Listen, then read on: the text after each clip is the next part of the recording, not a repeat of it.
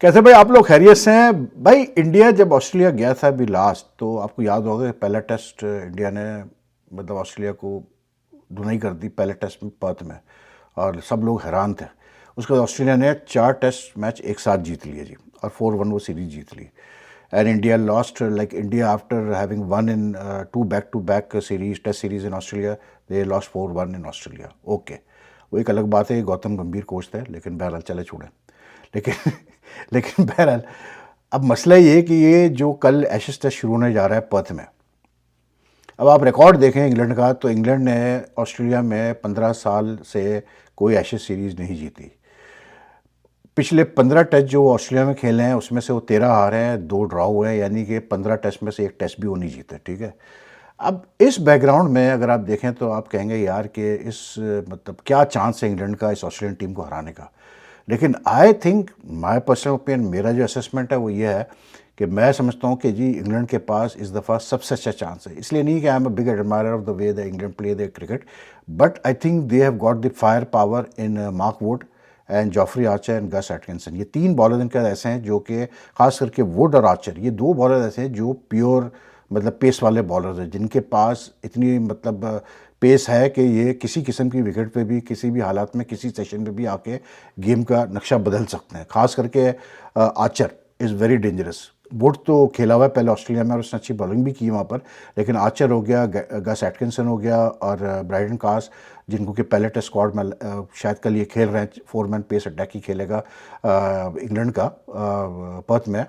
तो ये सारे मतलब ये 3 जो है पहली दफ़ा खेल रहे हैं ऑस्ट्रेलिया में टेस्ट क्रिकेट। ठीक है, तो I think that's the biggest मतलब एडवांटेज दैट इंग्लैंड हैव कि they have 2 really good pace bowlers, young pace bowlers, और जो बैकअप पेसर्स हैं वो भी बुरे नहीं हैं, वो भी अच्छे हैं, एटकिंसन, ब्राइडन कास जो है।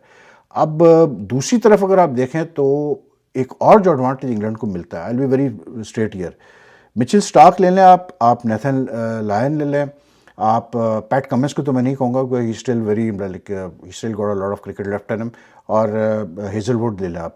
अच्छा, ये जो बॉलिंग अटैक है ऑस्ट्रेलिया का, दिस हैज़ बीन मोर और less their bowling attack for quite a number of years at home and even away. ये इनका पेस अटैक बड़ा सक्सेसफुल फॉर्मूला है। तो एक इंग्लैंड को जो एक स्लाइट एडवांटेज इनिशियली मिलता है वो ये मिलता है कि पर्थ में ना कमिंस है ना हेजलवुड है। ठीक है, तो बहुत फ़र्क पड़ेगा उनकी पेस अटैक को, मतलब it will make a huge difference, क्योंकि ये दोनों बहुत मंझे हुए बॉलर्स हैं। लेकिन इंडिया ने जब बैक टू बैक सीरीज जीती थी अगेंस्ट ऑस्ट्रेलिया में, उसमें जो सबसे की था ना वो ये था कि India war out these bowlers. मतलब ये ये जो 4 बॉलर्स है ऑस्ट्रेलिया के मेन बॉलर्स, सीनियर बॉलर्स है, इंडिया के बैट्समैनों ने इनको वेयर आउट किया था। और क्योंकि ये पूरे टेस्ट खेलते गए by the end of the series they were like dog tired. और हुआ ये कि आपको याद होगा कि फिर हुआ ये कि सिडनी में इंडिया ने टेस्ट ड्रॉ कर दिया, मतलब जबकि लोग समझ रहे थे कि इंडिया नहीं ड्रॉ कर पाएगा, और उसके बाद फिर जो है इंडिया ने आखिरी टेस्ट सरप्राइजिंगली जीत लिया लास्ट सेशन में। ठीक, अच्छा, उससे पहले अगर आप वो करें तो इंडिया 34 पे बॉल आउट हुआ था, लेकिन India came back in the series winning the very next test in Melbourne. तो एक चीज़ तो बड़ी क्लियर है कि ये ऑस्ट्रेलियन बॉलिंग अटैक जो है इट हैज़ इट्स इश्यूज, मतलब वीक लिंक्स अब है, क्योंकि एज का भी एक फैक्टर होता है, प्लस फिर ये होता है कि आप कितनी क्रिकेट एक बंदे को खिलाएंगे एक ही बॉलिंग अटैक को। Nathan Lyon I believe has lost quite a lot of sting.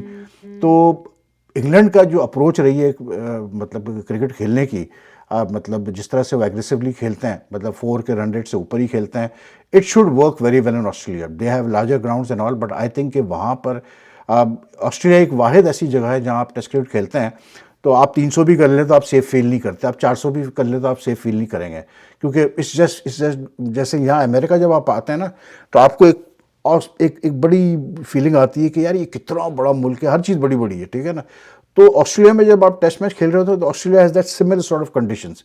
वो आपको लगेगा जैसे पता नहीं नेवर एंडिंग एक मतलब वो है, लंबी बाउंड्रीज और ये और वो करके। तो I think England have the fire power, the batsman उनके अच्छे बैट्समैन है, Harry Brook, Joe Root has never got 100 in Australia, he would want to prove a point.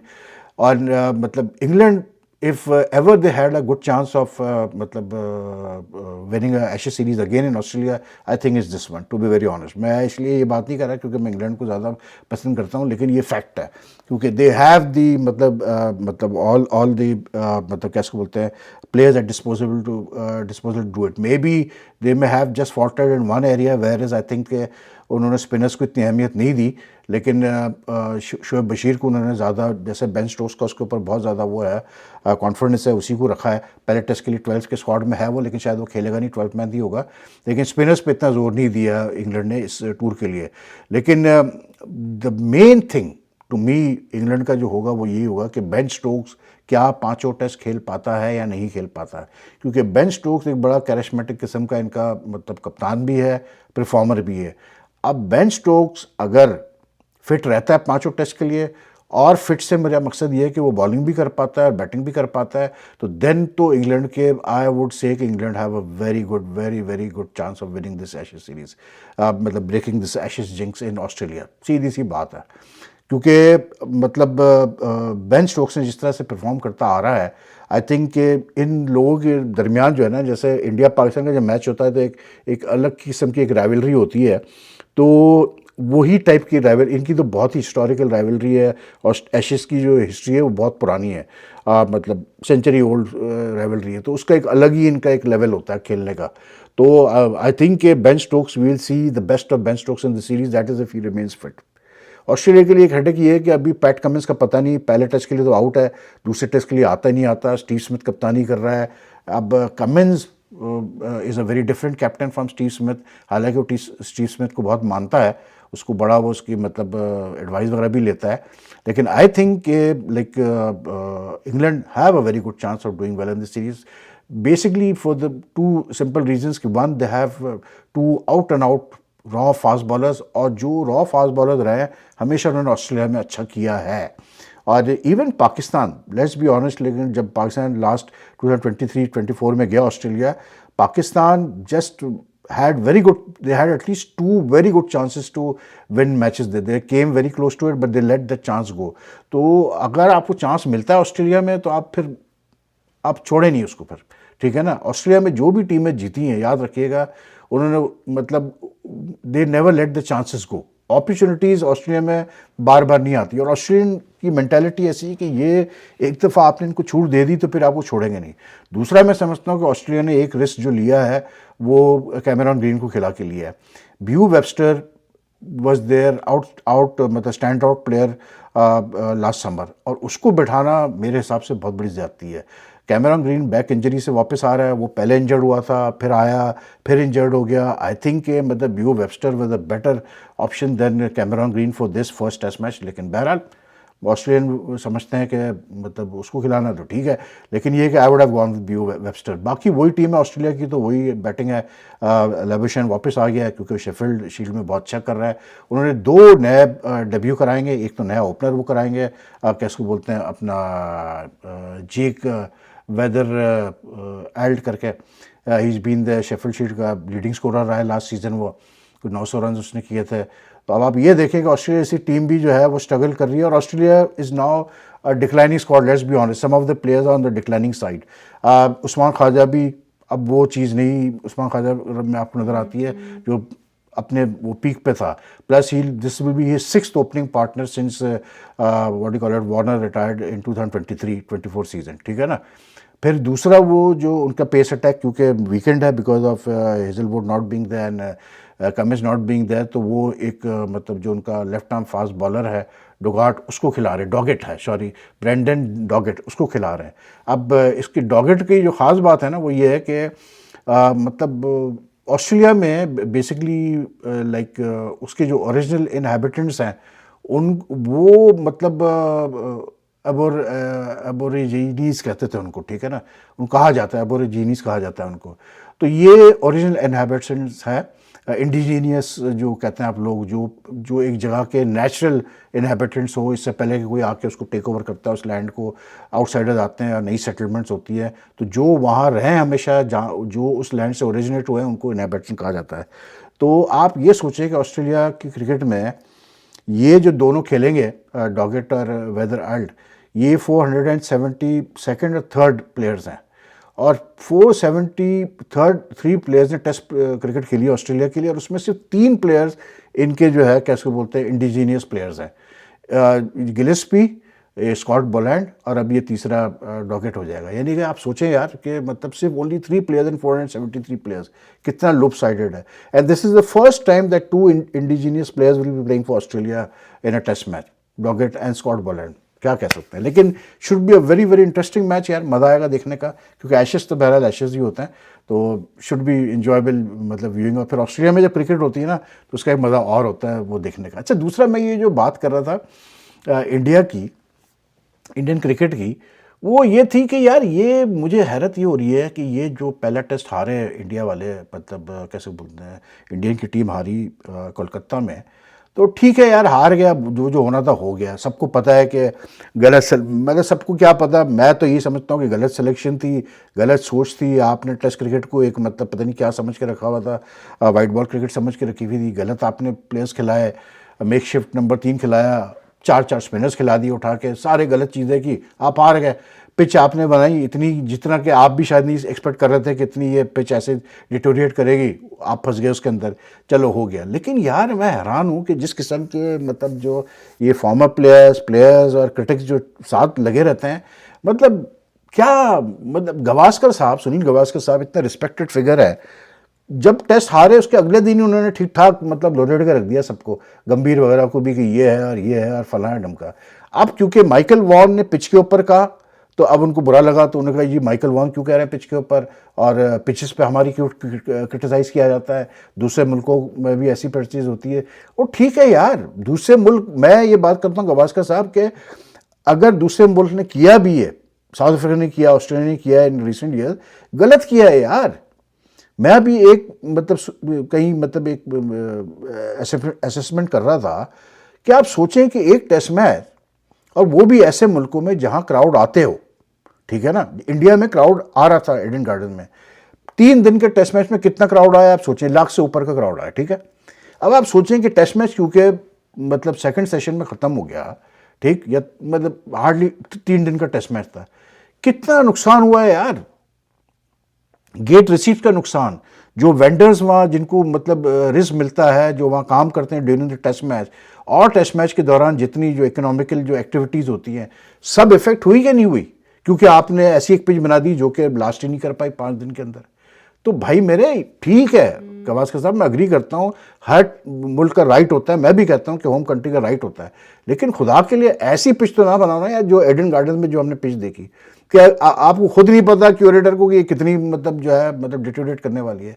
तो अनडिफेंडेबल चीज़ को डिफेंड करना कोई सेंस नहीं है, ये कोई पैट्रियटिज्म नहीं है यार। जो चीज़ सही है बोलो सही है, जो चीज़ गलत है वो बोलो गलत है।